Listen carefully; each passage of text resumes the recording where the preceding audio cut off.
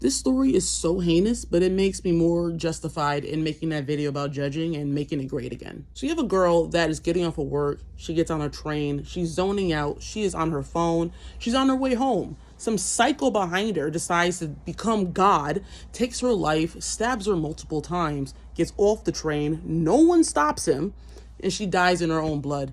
And my problem is, well, there's a lot of problems with this. First off, Charlotte, North Carolina. How are y'all just okay with just allowing criminals to roam free? Because this dude is like a career criminal. He's been doing heinous things since 2014, all because mental illness. Like, first off, cut that shit out.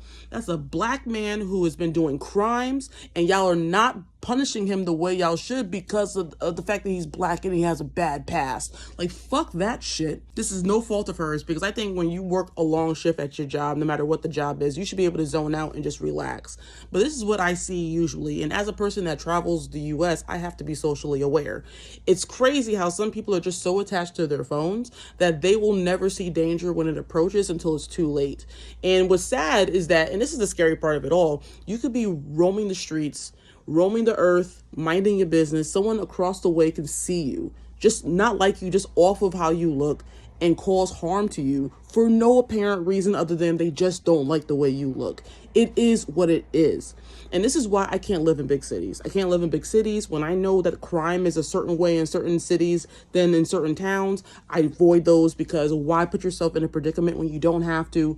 Also, she was an advocate of Black Lives Matter. Irony is not lost on me. How can you be someone that advocates for Black Lives Matter while also getting killed by a black man? And as a person that grew up in the ghetto, the last thing I'll ever promote is Black Lives Matter, because when you live in the ghetto, you know black people don't care about black people like that. So but this is like, as I get older, I'm learning things and operating in the world. You start your third eye starts to open, and you start seeing things a little differently. Long story short, this fucking sucks. I believe in the death penalty. I believe that dude needs to be put to death, because you can't take a life all for you just to be in jail and rot until you get old. Because how dare you take someone's life, but you get to live until you're the ripe old age of 90? Whatever. Avoid cities. Public transportation sucks. They do not have your best interests. You can literally be attacked by someone and people won't say anything because of the person's whatever. Listen, be socially aware. Put the phone down a little bit. Be aware of your surroundings, and try to stay alive. And for God's sakes, judge the fuck out of people.